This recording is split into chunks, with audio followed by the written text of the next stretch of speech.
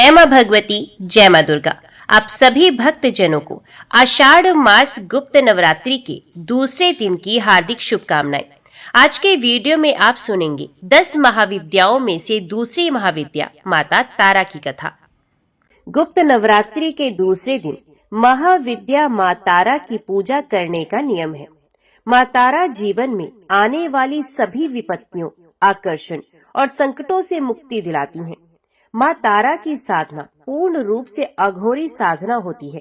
विशेष रूप से तंत्र मंत्र की सिद्धि के लिए मां तारा की पूजा मध्य रात्रि में की जाती है।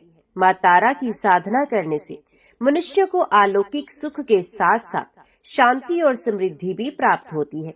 मां तारा अपने सभी भक्तों और उपासकों की सभी मनोकामनाओं को पूर्ण भी करती हैं। इसके साथ ही मां तारा को धन से जुड़ी समस्याओं के लिए भी पूजा जाता है। मुक्ति प्रदान करने वाली देवी होती हैं मां तारा। मां तारा के 3 स्वरूप हैं। इनका रंग नीला है, इसलिए इन्हें नील सरस्वती भी कहा जाता है।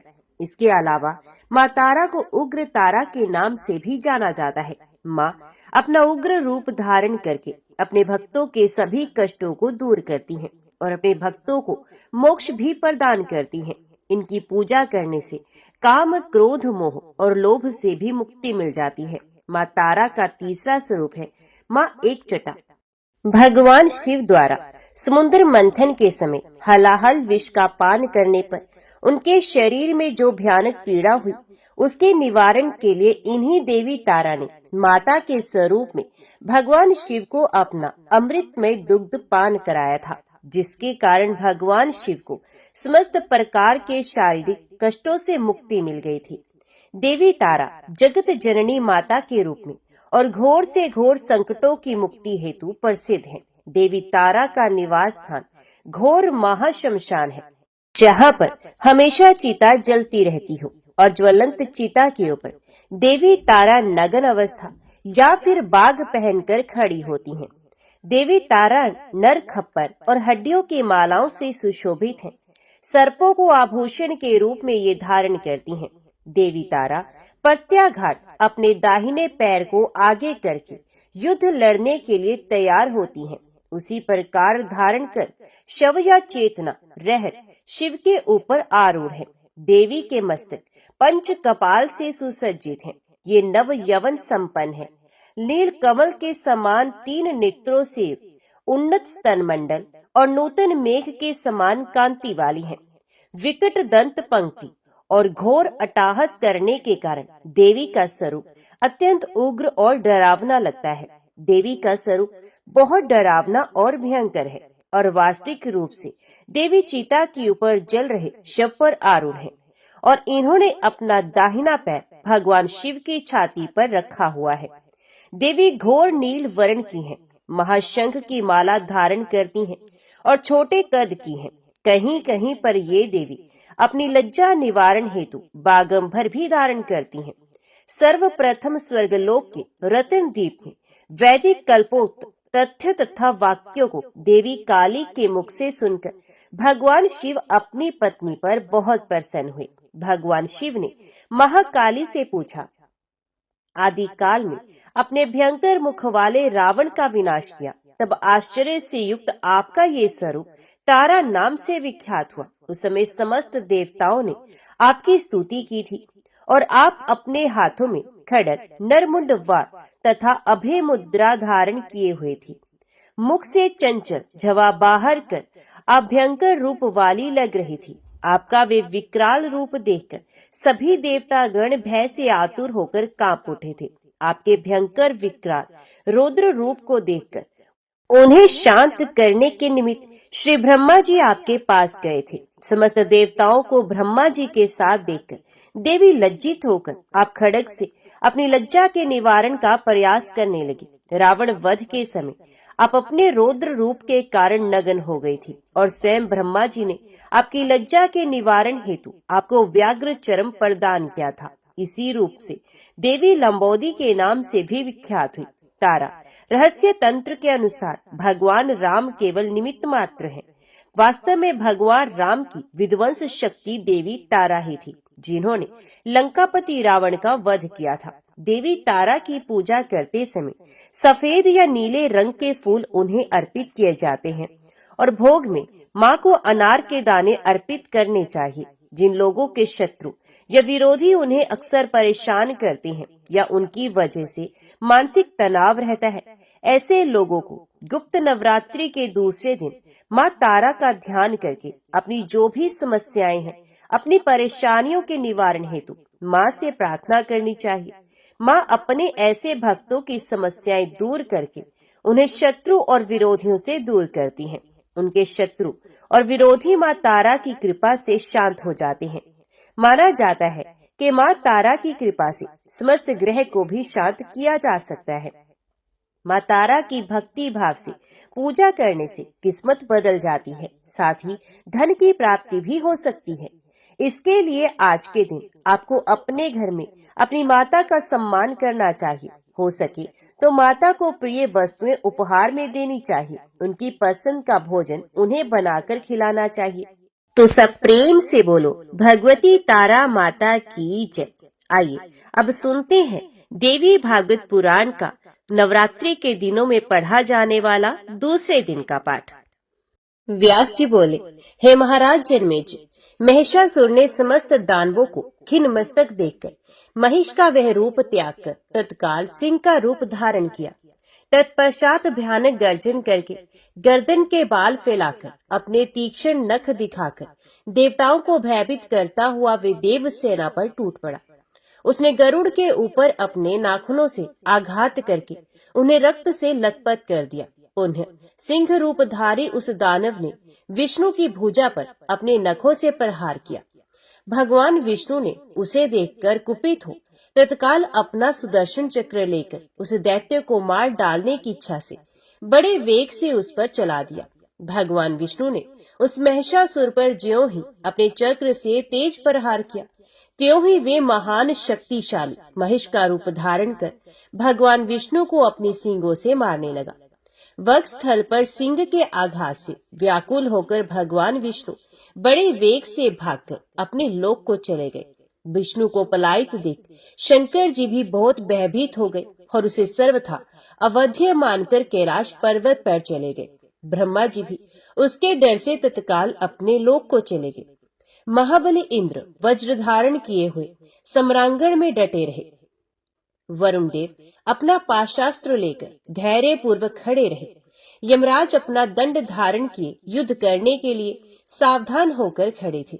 यक्ष अधिपति कुबेर युद्ध करने के लिए पूर्ण रूप से उदित थे और अग्निदेव बर्छी लेकर युद्ध करने के विचार से स्थित थे।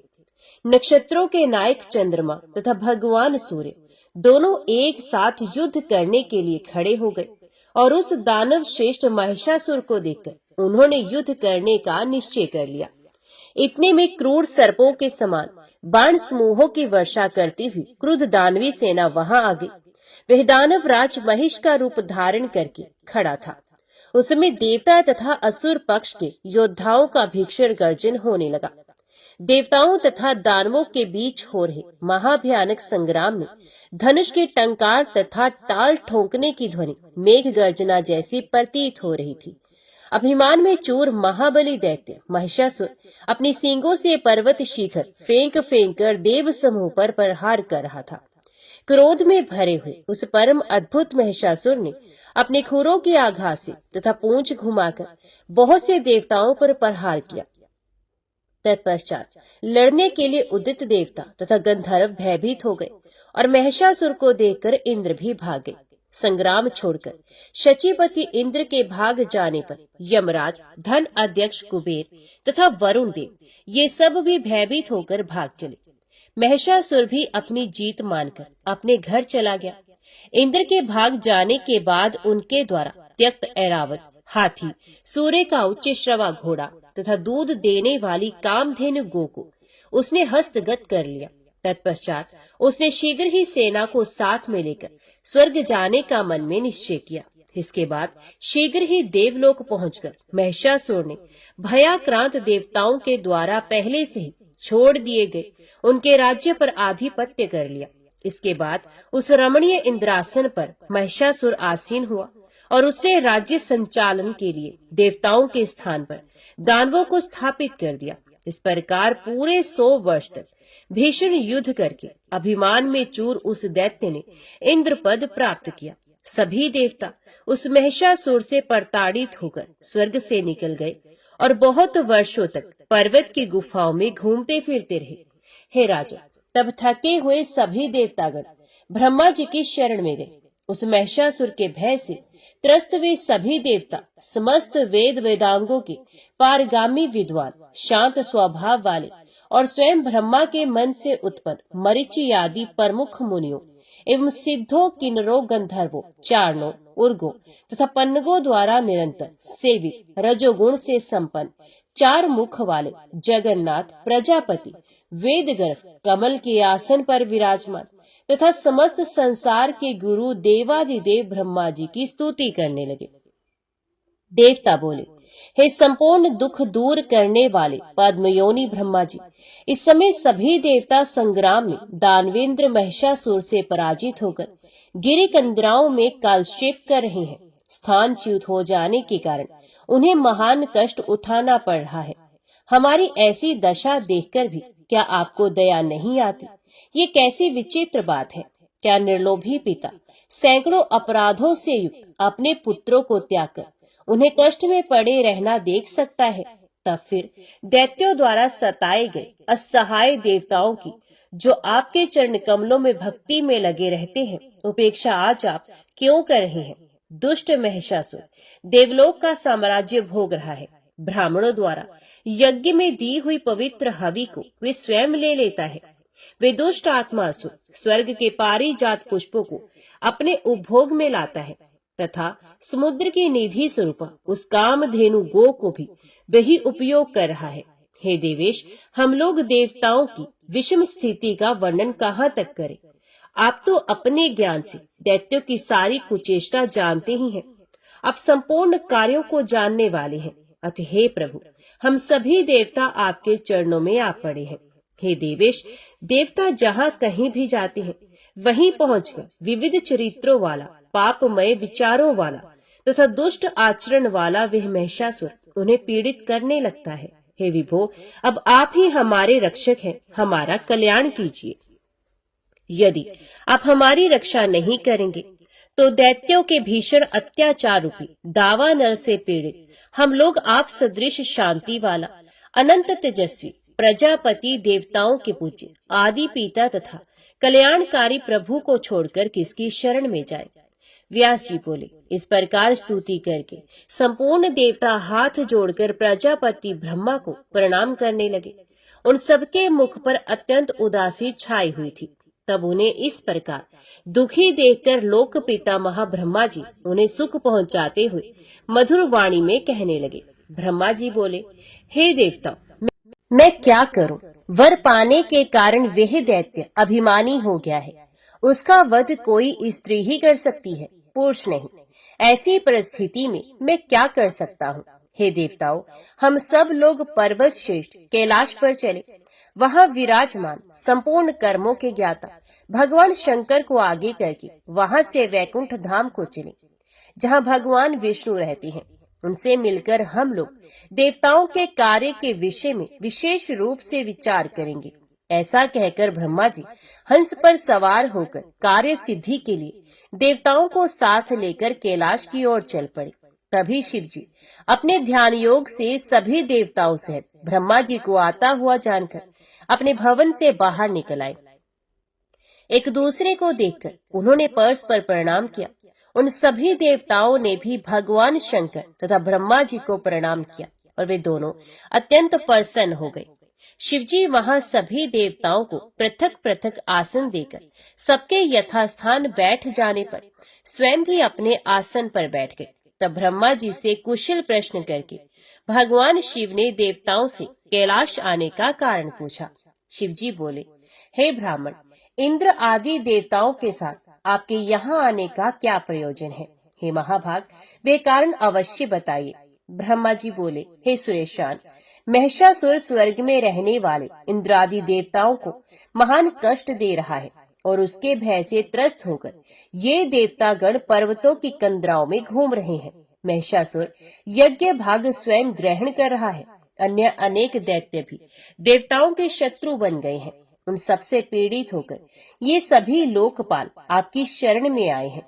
हे शंभो, इसी गुरुतर कार्य के लिए मैंने इन देवताओं को आपके भवन पर पहुंचा दिया है। अतः हे सुरेश्वर, अब इनके कार्य के विषय में जो उचित जान पड़े वही आप करें।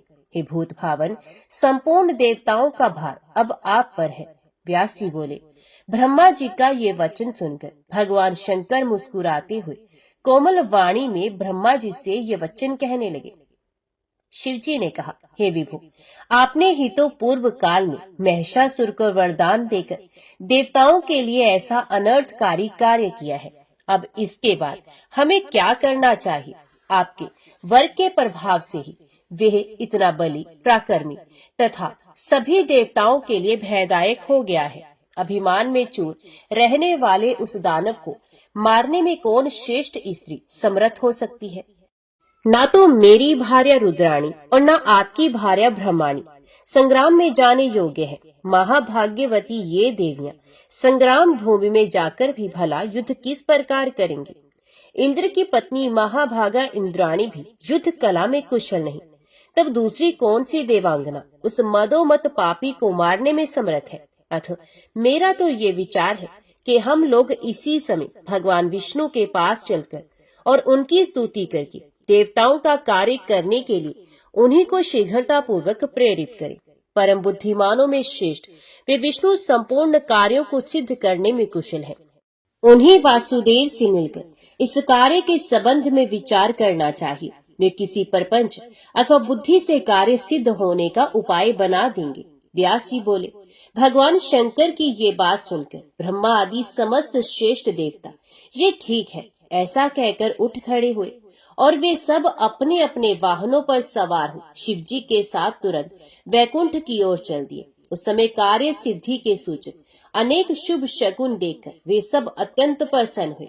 शुभ सूचना देने वाली शीतल, मंद तथा सुगंधित हवाएं चलने लगी और पवित्र पक्षी सर्वत्र मार्ग में मंगलमयी बोली बोलने लगे। आकाश निर्मल हो गया और दिशाएं स्वच्छ हो गई। इस प्रकार देवताओं की यात्रा में मानो सब मंगल ही मंगल हो गया। हे राजन, उन देवताओं ने शीघ्रता पूर्वक भगवान विष्णु की प्रिय धाम वैकुंठ में पहुंचकर वहां उन श्रीहरि का विशाल सदन देखा, जो संपूर्ण शोभाओं से युक्त तथा दिव्य महलों से सुशोभित था। सुंदर तथा सुखदायक वे भवन, सरोवर, बावली एवं नदियों से सुशोभित था, जिनमें हंस, सारस, चक्रवाक आदि पक्षी कलरव कर रहे थे। उस भवन के चारों ओर सुशोभित हो रहे दिव्य उपवनों में चंपा, अशोक, कल्हार, मंदार, मौलसीरी, मालती, तिलक, आमड़ा और कुर्बक आदि विविध प्रकार के वृक्ष लगे हुए थे। उपवनों में चारों ओर कोयलों की कूक सुनाई दे रही थी। मोर नृत्य कर रहे थे और भोरे गुंजार कर रहे थे। नंद सुनंद आदि भक्ति परायण पार्षद तथा त्याग वृत्ति संपन्न अनन्य भक्त भगवान विष्णु की स्तुति कर रहे थे। वहां रत्न जटित महल बने हुए थे, जिन पर सुनहरे चित्र बने थे। सुंदर सुंदर कक्षों से सुशोभित वे महल ऊंचाई में आकाश को छू रहे थे। वहां देवता और गंधर्व गा रहे थे, अप्सराएं नाच रही थी और वह मन को मुग्ध करने वाले तथा मधुर कंठ ध्वनि वाले किन्नरों से मंडित था। वैदिक सूक्तों के द्वारा आदर पूर्वक भगवान विष्णु की स्तुति करते हुए शांत स्वभाव वाले वेद पाठ परायण मुनियों से वे भवन अत्यंत सुशोभित हो रहा था। भगवान विष्णु के भवन पर पहुंचकर देवताओं ने सुंदर स्वरूप वाले तथा हाथ में स्वर्ण की छड़ी धारण किए हुए जय विजय नामक द्वारपालों को देखकर उनसे कहा कि आप दोनों में से कोई एक जाकर भगवान विष्णु से कह दे कि आपके दर्शन की अभिलाषा से ब्रह्मा, रुद्र आदि देवता द्वार पर खड़े हैं। व्यास जी बोले। उनकी बात सुनकर विजय ने तुरंत भगवान विष्णु के पास जाकर उन्हें प्रणाम करके सभी देवताओं के आगमन की बात उनको बताई। विजय ने कहा, हे देवादिदेव, हे महाराज, हे दैत्यों का दमन करने वाले लक्ष्मीकांत, हे विभु, इस समय सभी देवता आए हुए हैं और वे द्वार पर खड़े हैं। आपके दर्शन के इच्छुक ब्रह्मा, रुद्र, इंद्र, वरुण, अग्नि, यम आदि देवता वेद वाक्यों से आपकी स्तुति कर रहे हैं। व्यास जी बोले, लक्ष्मीपति भगवान विष्णु विजय की बात सुनकर देवों से मिलने हेतु अत्यधिक उत्साहित होकर शीघ्रता पूर्वक अपने भवन से बाहर निकल आए। वहां जाकर भगवान विष्णु ने द्वार पर स्थित उन देवताओं को थकान से व्याकुल तथा दुखित देखकर अपनी प्रेम भरी दृष्टि से उन्हें आनंदित किया। उन सभी देवताओं ने दैत्यों का संहार करने वाले तथा वेदों के द्वारा सुनिश्चित किए गए तत्व स्वरूप देवादिदेव भगवान विष्णु को प्रणाम किया और मधुर वाणी में उनकी स्तुति की। देवता बोले, हे देव देव, हे जगन्नाथ, हे सृष्टि पालन तथा संहार करने वाले, हे दया सिंधु, हे महाराज, हम शरणागतों की रक्षा कीजिए। विष्णु बोले, हे देवताओं, आप सभी लोग आसनों पर बैठ जाइए और फिर अपना कुशल क्षेम बताइए। आप लोग एक साथ मिलकर यहाँ किस लिए आए हैं? ब्रह्मा तथा शिव सहित आप सभी देवता चिंता मगन, दुखित और उदास क्यों हो गए हैं? आप लोग अपना प्रयोजन शीघ्र बताएं। देवता बोले, हे महाराज, पाप कर्म में संलग्न अजय महादुष्ट वरदान पाकर अभिमान में चूर तथा पापी महिषासुर से हम लोग पीड़ित हैं। ब्राह्मणों द्वारा देवताओं को दिए गए यज्ञ भागों को वे स्वयं ग्रहण कर लेता है। हम सभी देवता उससे भयभीत होकर पर्वतों की कंदराओं में भटकते फिरते हैं। हे मधुसूदन, ब्रह्मा जी के वरदान से वे अजय बन गया है, अतः इस कार्य को अत्यंत गुरुतर जानकर हम लोग आपकी शरण में आए हैं। दानवों की माया को जानने वाले तथा दानवों का वध करने वाले हे कृष्ण, आप ही देवताओं का उद्धार करने में समर्थ हैं, अतः उसके वध का कोई उपाय कीजिए। विधाता ने उसे वर दे दिया है कि तुम पुरुष मात्र से सदा अवध्य रहोगे। तब ऐसी कौन सी स्त्री होगी जो रण में उस छठ को मार सके? क्या भगवती पार्वती, लक्ष्मी, इंद्राणी अथवा सरस्वती भी इस अत्यंत दुष्ट तथा वरदान के कारण अत्यंत अभिमानी महिषासुर का वध करने में समर्थ होंगी? अतएव हे भक्तवत्सल, हे भूधर, आप अपनी बुद्धि से भली भांति विचार करके उसके मरण का कोई उपाय हो, उसके द्वारा हम लोगों का ये कार्य संपन्न कर दीजिए। व्यास जी बोले, ये बात सुनकर भगवान विष्णु मुस्कुराते हुए उनसे कहने लगे, पहले भी हम लोगों ने महिषासुर से युद्ध किया था, किंतु वे नहीं मारा जा सका। अब एक ही उपाय है कि यदि सभी देवताओं के तेज से कोई श्रेष्ठ रूपवती सुंदरी उत्पन्न की जाए तो वही सम्रांगण में उसे अपने पराक्रम से मार सकती है। हम सबकी शक्ति के अंशों से निर्मित कोई वीर नारी ही सैकड़ों प्रकार की माया रचने में निपुण और वर प्राप्ति के कारण अभिमान में चूर उस महिषासुर का वध करने में समर्थ होगी। अब आप सभी देवतागण तेजांशों से प्रार्थना करें, साथ ही हमारी स्त्रियां भी प्रार्थना करें, जिससे कि उन आविर्भूत तेजांशों के द्वारा एक तेजो राशि उत्पन्न हो जाए। उस समय रुद्र आदि हम सब मुख्य देवतागण त्रिशूल आदि जो भी दिव्य आयुध है ये सब उसे दे देंगे। तत्पश्चात सभी प्रकार की आयुध धारण करने वाली तथा संपूर्ण तेज से संपन्न वह देवी उस दुराचारी, पापी तथा मदोमत दानव को मार डालेगी। व्यास जी बोले, भगवान विष्णु के ऐसा कहते ही ब्रह्मा जी के मुख से अपने आप एक अत्यंत असहनीय तेज पुंज निकल पड़ा। वह तेज लाल रंग का था, उसकी आकृति सुंदर थी, वे पद्म राग मणि के समान प्रभा वाला था। उसमें कुछ शीतलता एवं उष्णता भी थी और वह अनेक किरणों से सुशोभित था। हे महाराज, भगवान विष्णु और शिव ने भी उस निस्त्र तेज को देखा। उसे देखकर अमित पराक्रम वाले वे दोनों आश्चर्यचकित हो गए। तत्पश्चात शंकर जी के शरीर से भी चांदी के सदृश वर्ण वाला अत्यंत अद्भुत, तीव्र, देखने में असहनीय तथा महाप्रचंड तेज निकला, जो दैत्यों को भयभीत कर देने वाला तथा देवताओं को आश्चर्य में डाल देने वाला था।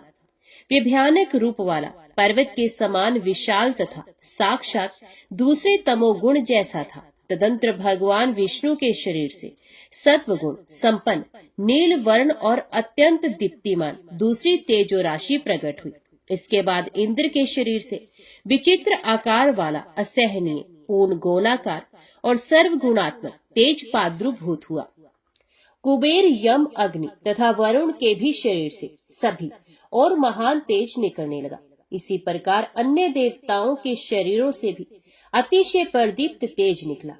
वे महान तेजो राशि अत्यंत दीप्तिमान थी। दूसरे हिमालय पर्वत के सदृश उस महादिव्य तेजो राशि को देखकर विष्णु आदि सभी प्रधान देवता आश्चर्यचकित हो गए। उसी क्षण वहां सभी देवताओं के देखते देखते उस तेज पुंज से अत्यंत श्रेष्ठ, सुंदर तथा सबको विस्मित कर देने वाली एक स्त्री प्रकट हुई। सभी देवताओं के शरीर से आविर्भूत वह नारी त्रिगुणात्मिका, 18 भुजाओं वाली, मनोहर, त्रिवर्णा तथा विश्व को मोह में डालने वाली साक्षात महालक्ष्मी थी। वे उज्जवल मुख वाली, कृष्ण वर्ण के नेत्रों वाली, अत्यंत लाल अधरोष्ट से सुशोभित, ताम्र वर्ण की हथेली से सुंदर लगने वाली, कांति से संपन्न तथा दिव्य आभूषणों से अलंकृत थी। देवताओं के शरीर से उत्पन्न तेजो राशि से प्रकट वे 18 भुजाओं वाली भगवती असुरों का विनाश करने के लिए हजारों भुजाओं से सुशोभित हो गई। जन्मेजय बोले, हे कृष्ण द्वैपायन, हे महाभाग, हे सर्वज्ञ, हे मुनिवर, अब आप उन भगवती के शरीर की उत्पत्ति का विस्तार पूर्वक वर्णन कीजिए। उन सब देवताओं के शरीर से निकला हुआ तेज बाद में एकत्रित हो गया अथवा पृथक पृथक ही रहा। उनके अंग प्रत्यंग विभिन्न देवताओं के तेज से संपन्न थे अथवा नहीं। उनके शरीर के विभिन्न अंग, मुख, नासिका, नेत्र आदि अलग अलग देवताओं के तेज से निर्मित थे अथवा सब तेज एक साथ मिलकर बने थे। हे व्यास जी, उनके शरीर के अंगों की उत्पत्ति के विषय में विस्तार पूर्वक बताइए। जिस देवता के तेज से उनका जो जो अद्भुत अंग बना वे सब मुझे बताइए। जिन जिन देवताओं ने उन भगवती को जो जो आयुध तथा आभूषण आदि समर्पित किए, आपके मुखारविंद से निकली सारी बात मैं सुनना चाहता हूँ। हे ब्राह्मण, आपके मुख कमल से निकले महालक्ष्मी के चरित्र रूपी अमृत में रस का पान करते हुए मैं तृप्त नहीं हो पा रहा हूँ। सूत जी बोले, हे मुनिवृत्त, उन राजा जनमेजय का ये वचन सुनकर सत्यवती पुत्र श्री व्यास जी उन्हें प्रसन्न करते हुए ये मधुर वचन कहने लगे। व्यास जी बोले, हे राजा, हे महाभाग, हे कुरुश्रेष्ठ, सुनिए। मैं अपनी बुद्धि के अनुसार उनके शरीर की उत्पत्ति के विषय में विस्तार पूर्वक आपसे कहता हूँ। स्वयं ब्रह्मा, विष्णु, महेश और इंद्र भी भगवती के यथार्थ रूप को बता पाने में कभी भी समर्थ नहीं है। तब देवी का जो रूप है, जैसा है और जिस उद्देश्य से बना है, उसे मैं कैसे जान सकता हूँ। बस मेरी वाणी इतना ही कह सकती है कि वे भगवती प्रकट हुई। वे देवी नित्य स्वरूप है और सदा ही सर्वत्र विराजमान रहती हैं। वे एक होती हुई भी गुरुतर कार्य पड़ने पर देवताओं का कार्य सिद्ध करने के लिए नाना प्रकार के रूप धारण कर लेती हैं।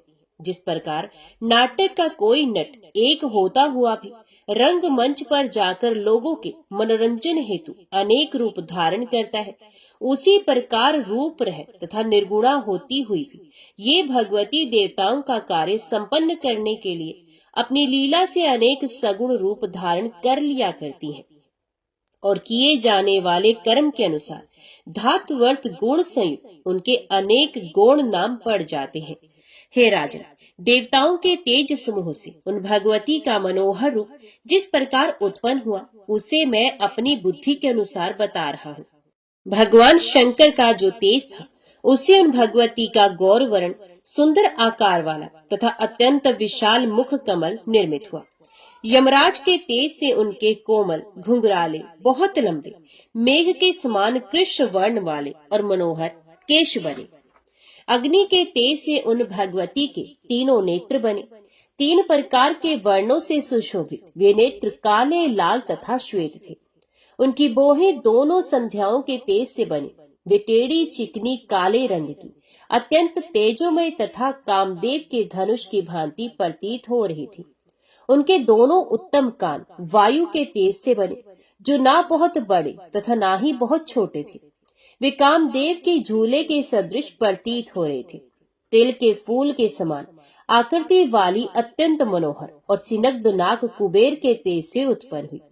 हे राजा, उन देवी के नुकीले, चिकने, चमकीले कुंद के अग्रभाग के सदृश तथा समान दांत प्रजापति के तेज से उत्पन्न हुए। उनका रक्त वर्ण अधरोष्ट अरुण के तेज से उत्पन्न हुआ तथा ऊपर का अत्यंत मनोहर उत्तरोष्ट ऊपर का ओष्ठ कार्तिकेय के तेज से उत्पन्न हुआ। उन देवी के 18 भुजाएं विष्णु के तेज से प्रकट हुई तथा उनकी रक्त वर्ण की अंगुलियां वसुओं के तेज से उत्पन्न हुई। उनके दोनों उत्तम स्तन चंद्रमा के तेज से आविर्भूत हुए तथा 3 रेखाओं से युक्त उनका मध्य भाग इंद्र के तेज से उत्पन्न हुआ। उनकी जांघें तथा उरु प्रदेश वरुण के तेज से उत्पन्न हुए तथा उनका विशाल नितंब पृथ्वी के तेज से उत्पन्न हुआ। हे राजन, इस प्रकार उस तेजो राशि से सुंदर आकार वाली, दिव्य रूप से संपन्न तथा मधुर स्वर वाली भगवती नारी रूप में प्रकट हुई। मनोहर अंग प्रत्यंग वाली, सुंदर दांतों वाली तथा भव्य नेत्रों वाली उन देवी को देखकर महिषासुर से पीड़ित समस्त देवता अत्यंत आनंदित हो उठे। उसी समय भगवान विष्णु ने सभी देवताओं से कहा, हे देवताओं, अब आप लोग अपने अपने सभी शुभ भूषण एवं आयुध इन देवी को प्रदान करें। अपने अपने आयुधों से नानाविध तेजस्वी शस्त्र उत्पन्न करके सभी लोग शीघ्र ही देवी को अर्पित कर दे। व्यास जी बोले, हे राजन, तब भगवान विष्णु का ये वचन सुनकर सभी देवता बहुत प्रसन्न हुए। वे तुरंत महालक्ष्मी को वस्त्र आभूषण और अपने अपने आयुध प्रदान करने लगे। क्षीर सागर ने देवी को दिव्य रक्त वर्ण वाले महीन तथा कभी भी जीर्ण न होने वाले 2 वस्त्र, निर्मल तथा मनोहर हार, करोड़ों सूर्यों के समान प्रकाशमान दिव्य चूड़ामणि, 2 सुंदर कुंडल तथा कड़े प्रसन्नता पूर्वक दिए। विश्वकर्मा ने भुजाओं पर धारण करने के लिए बाजूबंद और अनेक प्रकार के रतन जटित दिव्य कंकण पर संचित होकर उन्हें प्रदान किए। साथ ही त्वष्टा ने मधुर ध्वनि वाले चमकीले स्वच्छ रतन जटित और सूर्य के समान प्रकाशमान 2 नूपुर पैरों में पहनने के लिए उन्हें प्रदान किए। महासमुद्र ने उन्हें गले में धारण करने के लिए मनोहर कंठहार और रत्नों से निर्मित तेजोमय अंगूठियां प्रदान की। वरुण देव ने कभी न मुरझाने वाले कमलों की माला सुगंध से परिपूर्ण थी तथा जिस पर भोरे मंडरा रहे थे और जो वैजयंती नामक माला भगवती को प्रदान की। हिमवान ने प्रसन्न होकर उन्हें नाना प्रकार के रत्न तथा स्वर्ण के समान चमकीले वर्ण वाला एक मनोहर सिंह वाहन के रूप में प्रदान किया। सभी लक्षणों से संपन्न तथा सुंदर रूप वाली वे कल्याण में श्रेष्ठ भगवती दिव्य आभूषणों से विभूषित होकर सिंह पर आरूढ़ होकर अत्यंत सुशोभित हो रही थी। तत्पश्चात भगवान विष्णु ने अपने चक्र से उत्पन्न करके सहस्त्र अरों वाला तेज संपन्न और दैत्यों का सर काट लेने की सामर्थ्य वाला एक चक्र उन्हें प्रदान किया। शंकर जी ने अपने त्रिशूल से उत्पन्न करके भगवती को एक ऐसा उत्तम त्रिशूल अर्पण किया जो दानवों को काट डालने की शक्ति से संपन्न तथा देवताओं के भय का नाश करने वाला था। वरुण देव ने अपने शंख से उत्पन्न करके प्रसन्नचित होकर देवी जी को एक ऐसा शंख प्रदान किया जो मंगल में अत्यंत उज्जवल तथा तीव्र ध्वनि करने वाला था। अग्निदेव ने प्रसन्नचित होकर सैकड़ों शत्रुओं का संहार करने वाली, मन के समान तीव्र गति से चलने वाली तथा दैत्यों का विनाश करने वाली एक शक्ति उन्हें प्रदान की। पवन देव ने उन भगवती महालक्ष्मी को बाणों से भरा हुआ एक तरकस तथा देखने में अत्यंत अद्भुत, कठिनाई से खींचा जा सकने वाला और कर्कश टंकार करने वाला धनुष प्रदान किया। देवराज इंद्र ने अपने वज्र से उत्पन्न करके एक अत्यंत भयंकर वज्र तथा ऐरावत हाथी से उतारकर एक परम सुंदर तथा तीव्र ध्वनि करने वाला घंटा तुरंत भगवती को अर्पण किया। यमराज ने अपने कालदंड से आविर्भूत एक ऐसा दंड भगवती को प्रदान किया जिससे वे समय आने पर सभी प्राणियों का अंत करते थे। ब्रह्मा जी ने गंगा जल से परिपूर्ण दिव्य कमंडलू और वरुण देव ने अपना पाश उन्हें प्रसन्नता पूर्वक प्रदान किया। हे राजन, काल ने महालक्ष्मी को खड्ग तथा ढाल दिए और विश्वकर्मा ने उन्हें तीक्ष्ण परशु अर्पण किया। कुबेर ने भगवती को एक स्वर्ण में पान पात्र तथा वरुण ने उन्हें दिव्य तथा मनोहर कमल पुष्प प्रदान किया। प्रसन्न मन वाले त्वष्टा ने सैकड़ों घंटों के समान ध्वनि करने वाली और दानवों का विनाश कर डालने वाली कोमोद की नामक गदा उन्हें प्रदान की। साथ ही उन त्वष्टा ने जगत जननी भगवती महालक्ष्मी को अनेक प्रकार के अस्त्र तथा अभेद्य कवच प्रदान किए। और सूर्यदेव ने उन्हें अपनी किरणें प्रदान की। इस प्रकार सभी आयुधों तथा आभूषणों से उन भगवती को देखकर देवतागण अत्यंत विस्मित हुए और त्रिलोक के मोहिनी उन कल्याणकारिणी देवी की स्तुति करने लगे। देवता बोले, शिवा को नमस्कार है, कल्याणी, शांति और पुष्टि देवी को बार बार नमस्कार है, भगवती को नमस्कार है, देवी रुद्राणी को निरंतर नमस्कार है, आप काल रात्रि, अम्बा तथा इंद्राणी को बार बार नमस्कार है, आप सिद्धि, बुद्धि, वृद्धि तथा वैष्णवी को बार बार नमस्कार है। पृथ्वी के भीतर स्थित रहकर जो पृथ्वी को नियंत्रित करती है, किंतु पृथ्वी जिन्हें नहीं जान पाती, उन परा परमेश्वरी की मैं वंदना करता हूँ। जो माया के अंदर स्थित रहने पर भी माया के द्वारा नहीं जानी जा सकती तथा जो माया के अंदर विराजमान होकर उसे प्रेरणा प्रदान करती है, उन जन्म रहित तथा प्रेरणा प्रदान करने वाली भगवती शिवा को हम नमस्कार करते हैं। हे माता, आप हमारा कल्याण करें और शत्रुओं से संत्रस्त हम देवताओं की रक्षा करें।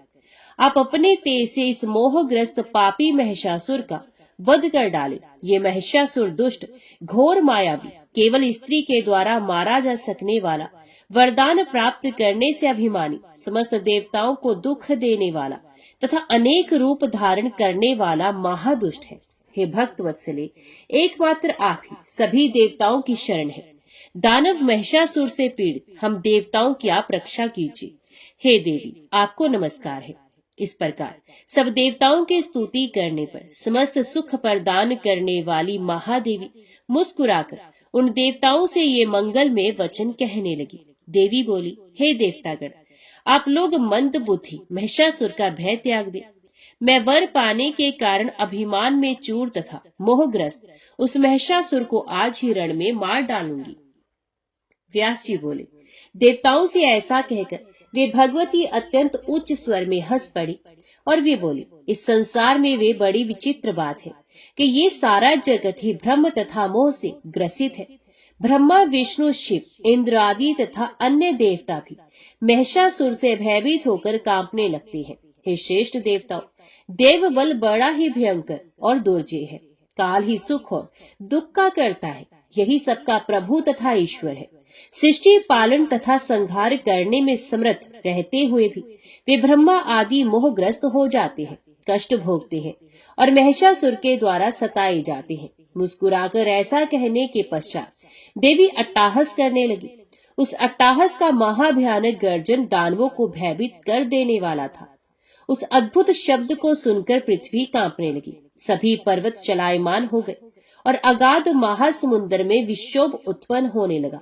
उस शब्द से सुमेरु पर्वत हिलने लगा और सभी दिशाएं गूंज उठी। उस तीव्र ध्वनि को सुनकर सभी दानव भयभीत हो गए। सभी देवता परम प्रसन्न होकर आपकी जय हो, हमारी रक्षा करो, ऐसा उन देवी से कहने लगे। अभिमान में चूर महिषासुर भी वे ध्वनि सुनकर क्रुद्ध हो उठा। उस ध्वनि से संशंकित महिषासुर ने दैत्यों से पूछा, ये कैसी ध्वनि है? इस ध्वनि के उद्गम स्थल को जानने के लिए दूतगण तत्काल यहाँ से जाए। कानों को पीड़ा पहुंचाने वाला ये अति भीषण शब्द किसने किया है? देवता या दानव, जो कोई भी इस ध्वनि को उत्पन्न करने वाला हो, उस दुष्ट आत्मा को पकड़कर मेरे पास ले आए। ऐसा गर्जन करने वाले उस अभिमान के मद में उन्मत्त दुराचारी को मैं मार डालूंगा। मैं क्षीण आयु तथा मंद बुद्धि वाले उस दुष्ट को अभी यमपुरी पहुंचा दूंगा। देवता मुझसे पराजित होकर भयभीत हो गए हैं, अतः वे ऐसा गर्जन कर ही नहीं सकते। दानव भी ऐसा नहीं कर सकते, क्योंकि वे सब तो मेरे अधीन है। तो फिर ये मूर्खतापूर्ण चेष्टा किसकी हो सकती है? अब दूतगण इस शब्द के कारण का पता लगाकर मेरे पास शीघ्र आए। तत्पश्चात मैं स्वयं वहां जाकर ऐसा व्यर्थ कर्म करने वाले उस पापी का वध कर दूंगा। व्यास जी बोले, महिषासुर के ऐसा कहने पर वे दूत शब्द के कारण का पता लगाते लगाते समस्त सुंदर अंगों वाले, 18 भुजाओं वाली, दिव्य विग्रहमय, सभी प्रकार के आभूषणों से अलंकृत, संपूर्ण शुभ लक्षणों से संपन्न, उत्तम आयुध धारण करने वाली और हाथ में मधुपात्र लेकर बार बार उसका पान करती हुई भगवती के पास पहुंच गए। उन्हें देखकर वे भयभीत हो गए और व्याकुल तथा संशंकित होकर वहां से भाग चली। महिषासुर के पास आकर वे उससे ध्वनि का कारण बताने लगे। दूत बोले, हे दैत्येंद्र, वे कोई प्रौढ़ा स्त्री और देवी की भांति दिखाई देती है। उस स्त्री के सभी अंगों में आभूषण विद्यमान है तथा वे सभी प्रकार के रत्नों से सुशोभित है। वह स्त्री ना तो मानवी है ना तो आसुरी। दिव्य विग्रह वाली वह स्त्री बड़ी मनोहर है। 18 भुजाओं वाली वे श्रेष्ठ नारी नानाविध आयुध धारण करके सिंह पर विराजमान है। वे स्त्री गर्जन कर रही है, वे मदोमत दिखाई दे रही है, वे निरंतर मद्यपान कर रही है। हमें ऐसा जान पड़ता है कि वे अभी अविवाहिता है। देवतागण आकाश में स्थित होकर प्रसन्नता पूर्वक उसकी इस प्रकार स्तुति कर रहे हैं, आपकी जय हो, हमारी रक्षा करो और शत्रुओं का वध करो। हे प्रभु, मैं ये नहीं जानता कि वे सुंदरी कौन है, किसकी पत्नी है, वे सुंदरी यहाँ किस लिए आई हुई है और ये क्या करना चाहती है। उस स्त्री के तेज से चकाचौंध हम लोग उसे देखने में समर्थ नहीं हो सके। वे स्त्री श्रृंगार, वीर, हास्य, रौद्र और अद्भुत इन सभी रसों से परिपूर्ण है। इस प्रकार की अद्भुत स्वरूप वाली नारी को देखकर हम लोग बिना कुछ कहे ही आपके आज्ञा अनुसार लौट आए। हे राजन, अब इसके बाद क्या करना है। महिषासुर बोला, हे वीर, वे मंत्री श्रेष्ठ, तो मेरे आदेश से सेना साथ में लेकर जाओ और साम आदि उपायों से उस सुंदर मुख वाली स्त्री को यहाँ ले आओ। यदि वह स्त्री साम, दान और भेद इन 3 उपायों से भी यहाँ न आए तो उस सुंदरी को बिना मारे ही पकड़कर मेरे पास ले आओ। यदि वे मृग नयनी प्रीति पूर्वक आएगी तो मैं हंस के समान भौहों वाली उस स्त्री को प्रसन्नता पूर्वक अपनी पटरानी बनाऊंगा। मेरी इच्छा समझकर जिस प्रकार रस भंग ना हो वैसा करना। मैं उसकी रूपराशि की बात सुनकर मोहित हो गया हूँ। व्यास जी बोले, महिषासुर की ये कोमल वाणी सुनकर वे श्रेष्ठ मंत्री हाथी, घोड़े और रथ साथ लेकर तुरंत चल पड़ा। वहां पहुंचकर कुछ दूर खड़े होकर वे सचिव कोमल तथा मधुर वाणी में विनम्रता पूर्वक उस दृढ़ निश्चय वाली नारी से कहने लगा। प्रधान बोला, हे मधुर भाषिणी, तुम कौन हो, यहाँ क्यों आई हो। हे महाभागे, मेरे मुख से ऐसा कहलाकर मेरे स्वामी ने तुमसे ये बात पूछी है। उन्होंने समस्त देवताओं को जीत लिया है और वे मनुष्यों से अवध्य हैं। हे चारों लोचने, ब्रह्मा जी से वरदान पाने के कारण वे बहुत गर्वयुक्त रहते हैं। वे दैत्यराज महेश बड़े बलवान हैं और अपनी इच्छा के अनुसार वे सदा विविध रूप धारण कर सकते हैं। सुंदर वेश तथा मनोहर विग्रह वाली आप यहाँ आई हुई हैं। ऐसा सुनकर मेरे प्रभु महाराज महिषासुर आपको देखना चाहते हैं। वे मनुष्य का रूप धारण करके आपके पास आएंगे। हे सुंदर अंगों वाली, आपकी जो इच्छा होगी हम उसी को मान लेंगे। हे बाल मृग के समान नेत्रों वाली, अब आप उन बुद्धिमान राजा महेश के पास चले, और नहीं तो मैं स्वयं जाकर आपके प्रेम में लीन राजा महेश को यहाँ ले आऊं। हे देवेशी, आपके मन में जैसी इच्छा होगी मैं वही करूंगा। आपके रूप के विषय में सुनकर वे पूर्ण रूप से आपके वशवर्ती हो गए हैं। हे करभोरु, आप शीघ्र बताएं, मैं उसी के अनुसार कार्य करूंगा। व्यास जी बोले, हे महाराज, उसके ये बात सुनकर नारी श्रेष्ठ भगवती जोर से हंसकर मेघ के समान गंभीर वाणी में उससे कहने लगी। देवी बोली, हे मंत्रीवर, मुझे देव माता के रूप में जानो। मैं सभी दैत्यों का नाश करने वाली तथा महालक्ष्मी नाम से विख्यात हूँ। दानवेंद्र महिषासुर से पीड़ित और यज्ञ भाग से बहिष्कृत सभी देवताओं ने उसके संहार के लिए मुझसे प्रार्थना की है। हे मंत्री श्रेष्ठ, इसलिए उसके वध के लिए पूर्ण रूप से तत्पर होकर मैं बिना किसी सेना के अकेली ही आज यहाँ आई हूँ। हे अनक, तुमने जो शांति पूर्वक आदर के साथ मेरा स्वागत करके मधुर वाणी में मुझसे बात की है, उससे मैं बहुत प्रसन्न हूँ। अन्यथा अपनी काल अग्नि के समान दृष्टि से तुम्हें भस्म कर देती। मधुरता से युक्त वचन भला किसके लिए प्रीतिकारक नहीं होता।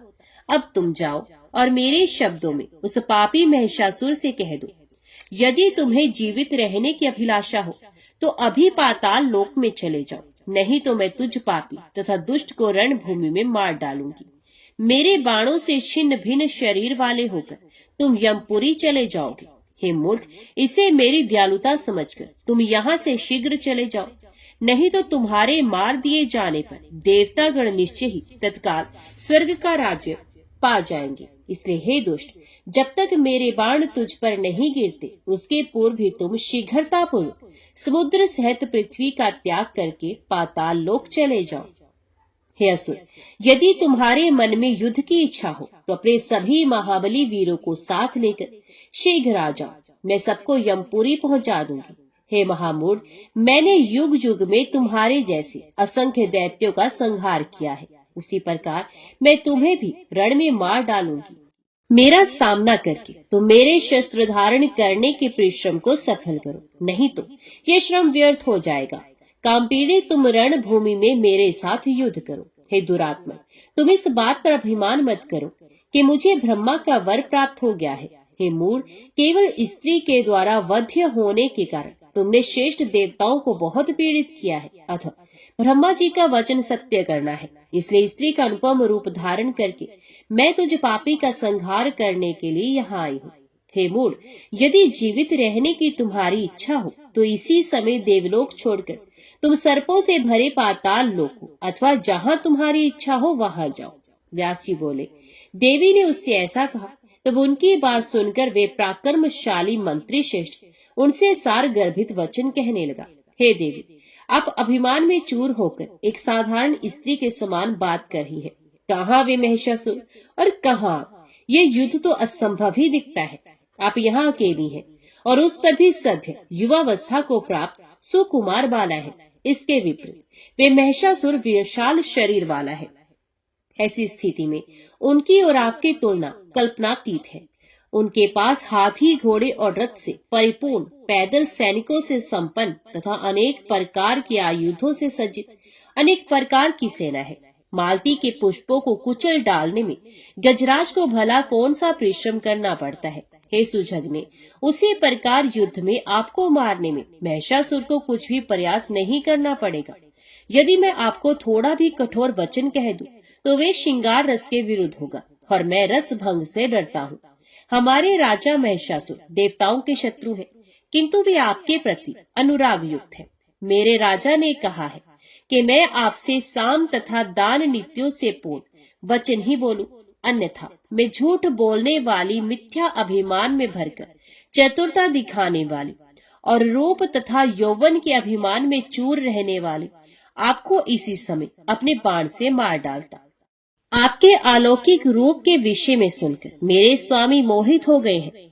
उनकी प्रसन्नता के लिए मुझे प्रिय वचन बोलना पड़ रहा है। उनका संपूर्ण राज्य तथा धन आपका है, क्योंकि वे महाराज महिषासुर निश्चय ही आपके दास हो चुके हैं। अतः हे विशाल नयने, इस मृत्युदायक रोष का त्याग करके उनके प्रति प्रेम भाव प्रदर्शित कीजिए। हे भामिनी, मैं भक्ति भाव से आपके चरणों पर गिर रहा हूँ। हे पवित्र मुस्कान वाली, आप शीघ्र ही महाराज महेश की पटरानी बन जाइए। महिषासुर को स्वीकार कर लेने से आपको तीनों लोकों का संपूर्ण उत्तम वैभव तथा समस्त सांसारिक सुख प्राप्त हो जाएगा।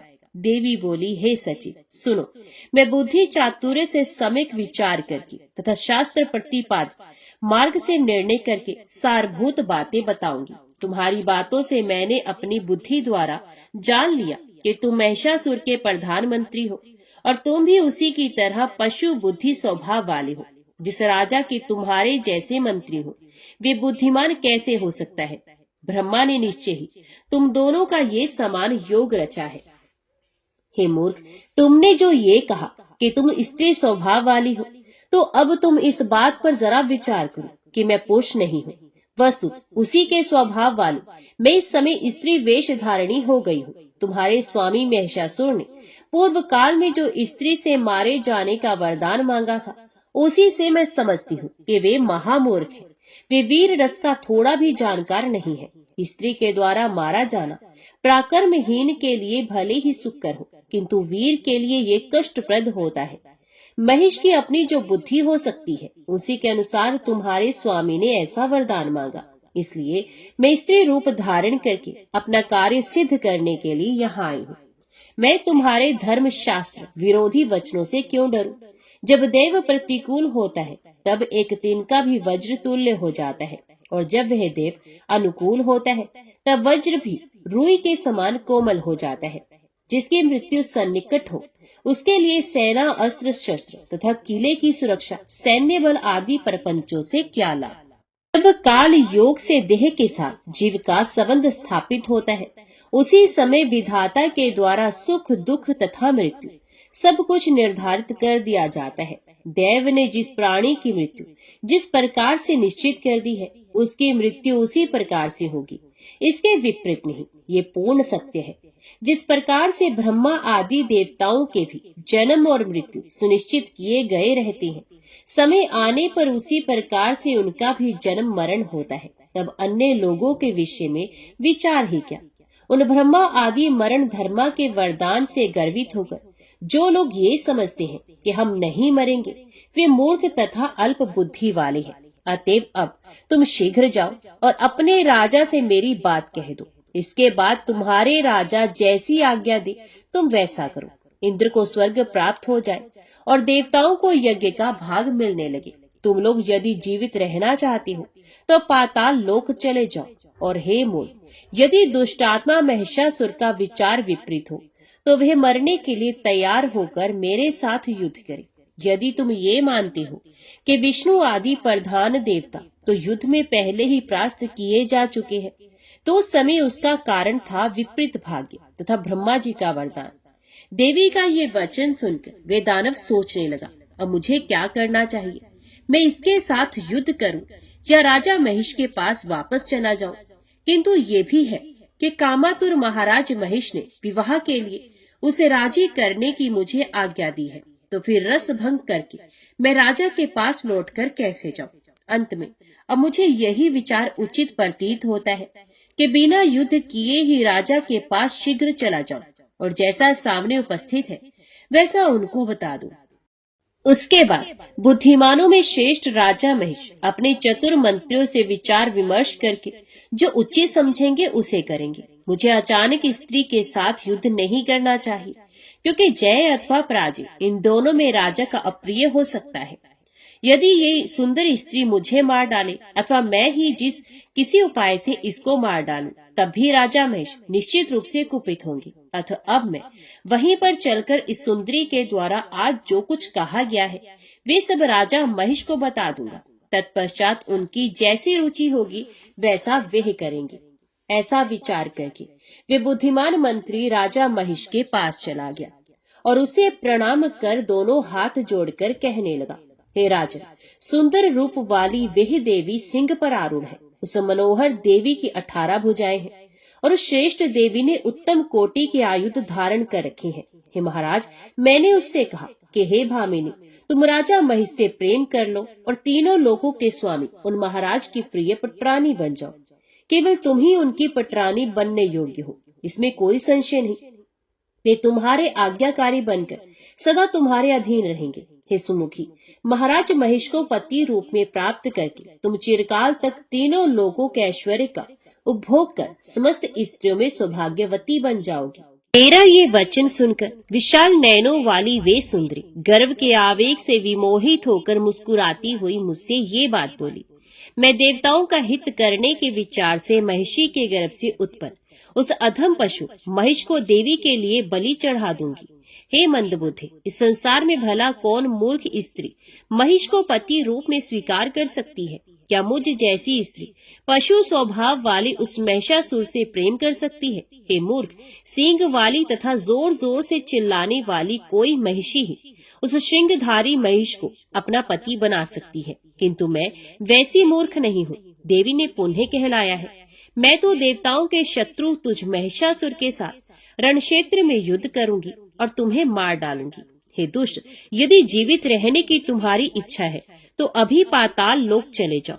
हे राजन, उस मदमत स्त्री ने ऐसी बहुत कठोर बात मुझसे कही।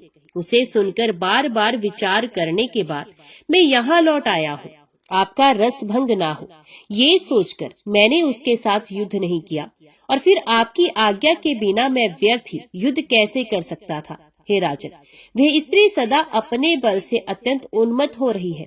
होनी के विषय में मैं नहीं जानता, आगे ना जाने क्या होगा।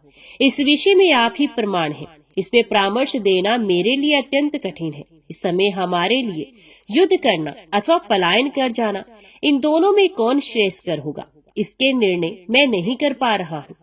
जय माँ भगवती, जय माँ दुर्गा।